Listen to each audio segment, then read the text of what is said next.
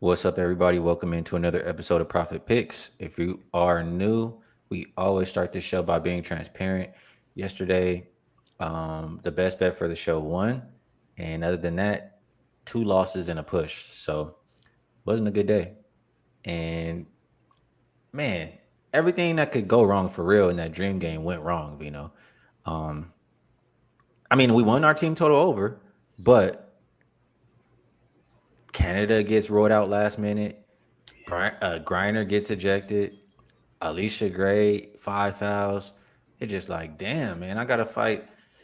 I'm fighting too hard to try to get this one.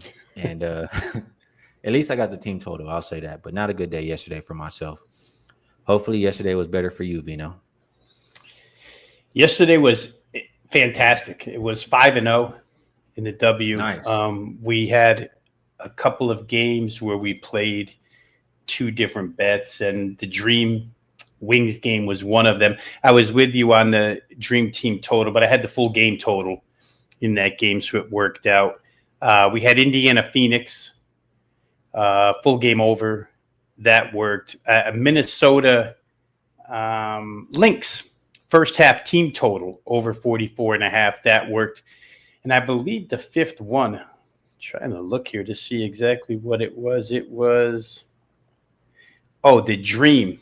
Yeah, I was in that Dream game 3 times last night, and they all worked out. Skee Dream first half total over 42.5, Dream full game total over 85, and then full game total over 167.5. So the points came in all three of those games. I mean, there was every form of over that you could bet last night probably got there for you, because those were some high scoring games. Yeah. You like overs? You definitely made some money last night, that is for sure. We have one game, only one to talk about here today. So let's go ahead and knock it out. And that looks like Valkyries and Mystics opened up. This is not correct. I mean, maybe it opened up.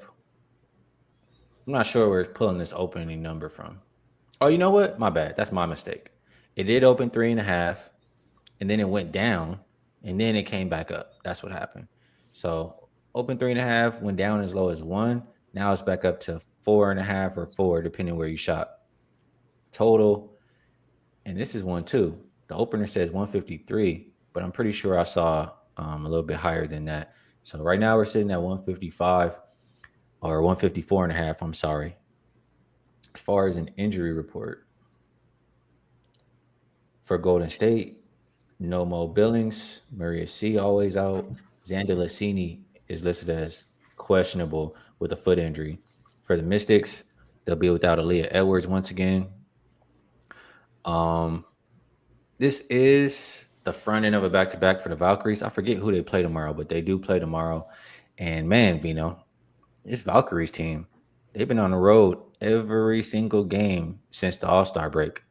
On the flip side, Mystics have been at home every single game.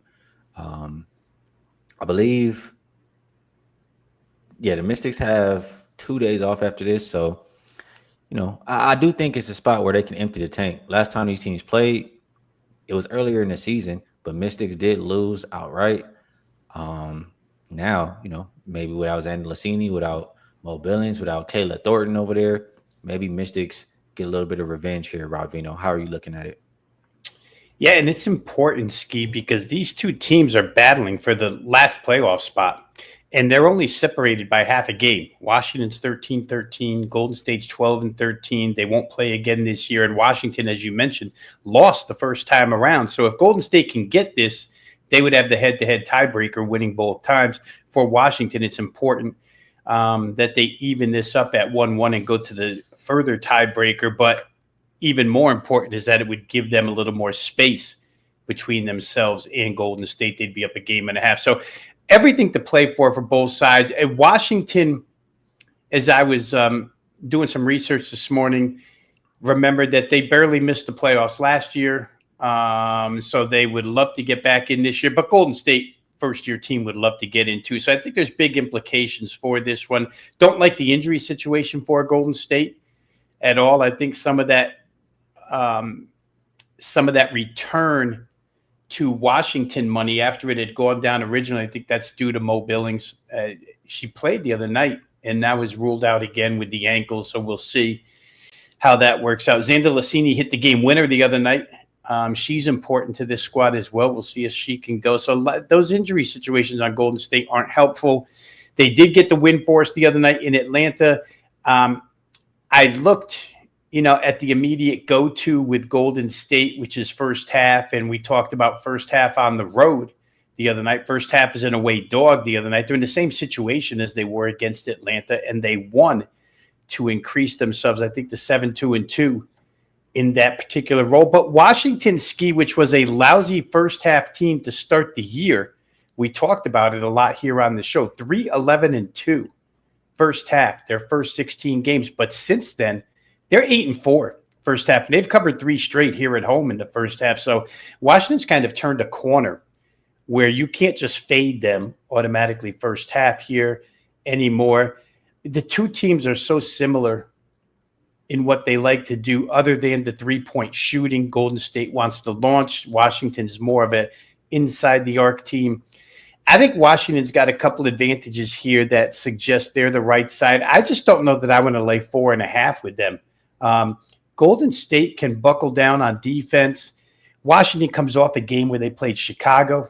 It's nice to score 103, but when you score them against Chicago, it's not the same defense as Golden State.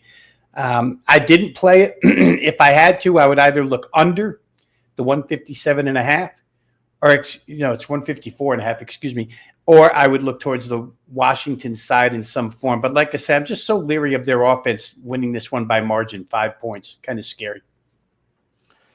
Yeah, I can understand. I think it's a really bad spot for Golden State. Maybe Golden State team total under.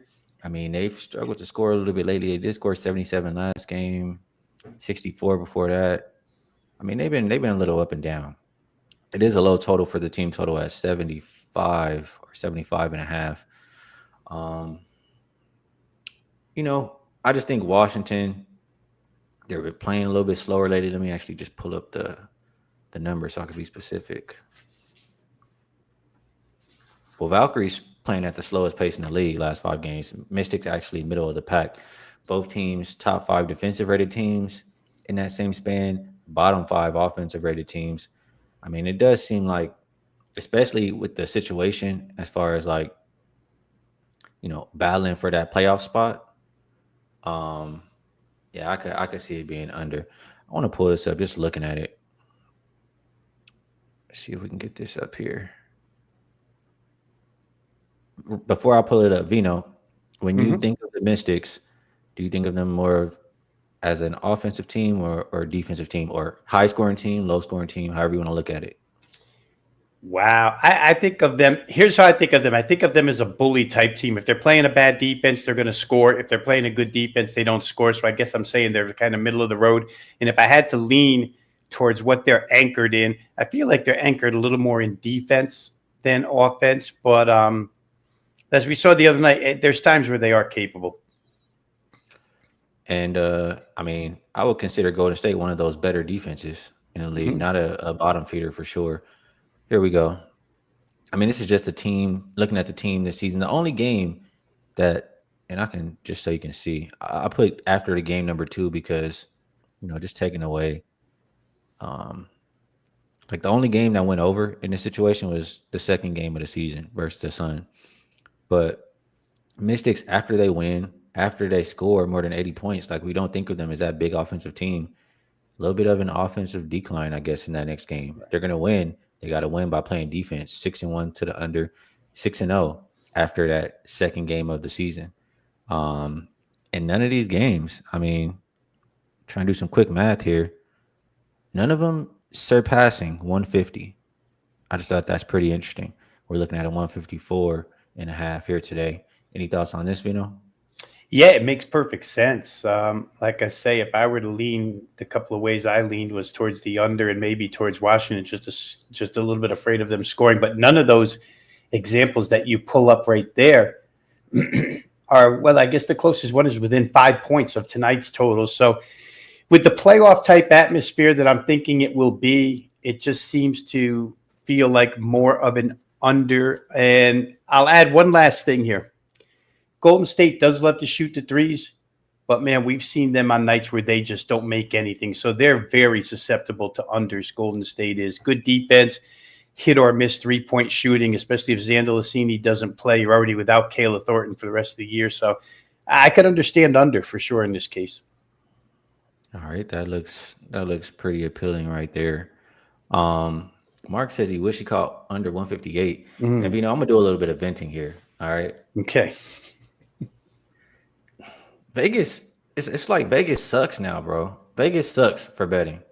Like they put the numbers out on the East. We don't have DraftKings, we don't have FanDuel, we don't have these other books. Those numbers are getting put out way earlier than anything we get over here. And they might have had a 158. We never saw a 158 on the West Coast. Oh, the first number I saw pop up was either 154.5 or 155. And I just think that shit is so annoying. Vegas, I mean, Vegas doesn't want you to win, for one, but I just want to have an equal opportunity is kind of what I'm trying to say. So I don't know. Maybe I might have to move over there to the East Coast with you, Rob Veno, or something.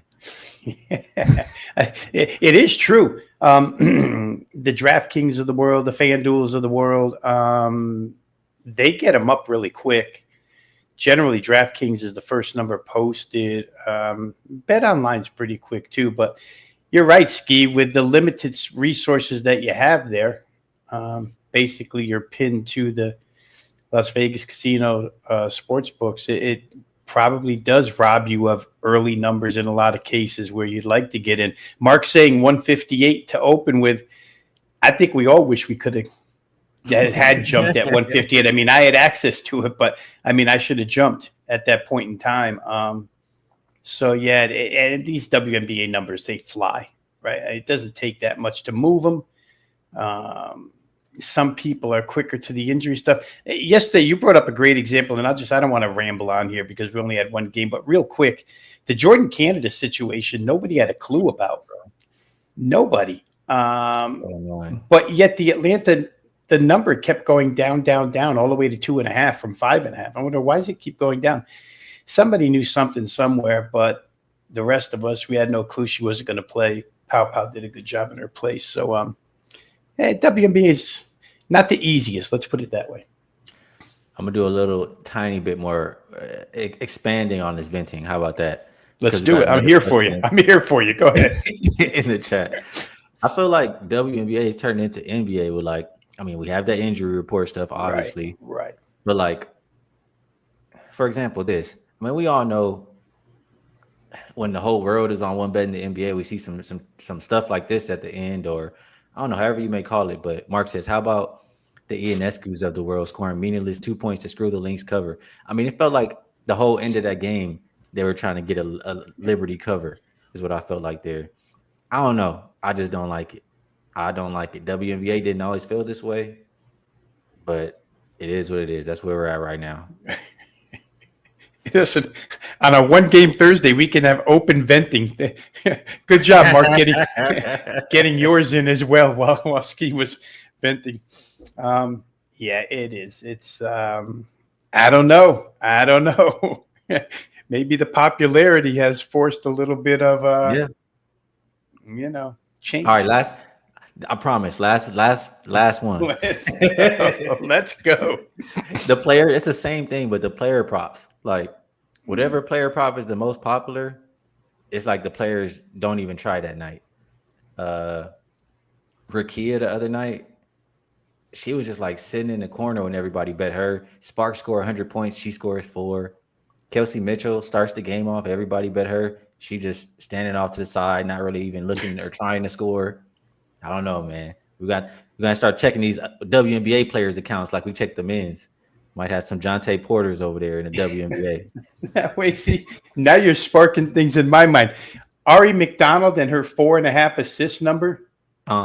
They score 107 points last night, and she gets 4 assists. Just misses by half an assist. I mean, what?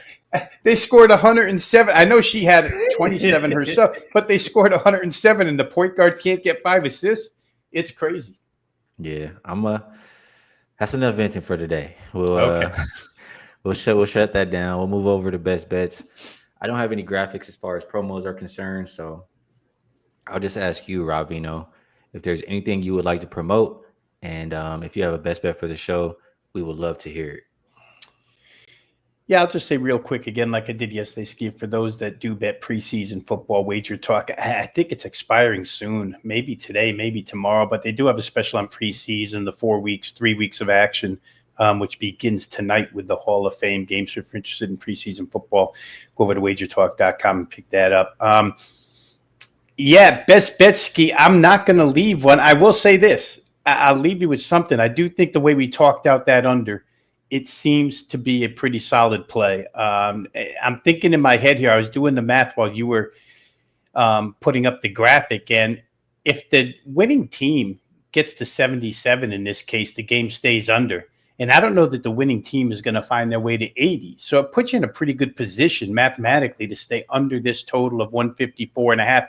Be sure to shop it, guys. All the time we just sitting there venting about a half a point and an assist total, but the halves mean the world sometimes. So I would say I lean that way, but it's not a best bet. The Golden State Washington under 154.5. Yeah, I'll rock with Rob Veno on that. I think with the how do I say, the jockeying for playoff position, just how these two teams play in general, like they're more of defensive identity teams, and Mystics coming off of that 100 and something point game. I think they come back down to earth. I think they got to win this game with defense. So under 154.5, I think is a solid bet for the night. I'll use it as the best bet for the show as well. All right. Good stuff, Vino. Always enjoy breaking down the games with you. We do a little bit of venting, a little bit of whatever we like to do over here. It's always good time. You people in the chat, enjoy you, appreciate you as well. You guys bring good, how do I say, you guys bring good energy, good insight, all of those good things. So always want to let you know you're appreciated. Twitch, X, YouTube Shorts, Kick, Spotify, Apple. You guys know we love you over there too. We'll be back tomorrow with the full slate. Looks like 5 games we have to talk about. And we'll be here 10:30 a.m. Pacific Standard Time. So good luck on all your action tonight. And we will catch you all then.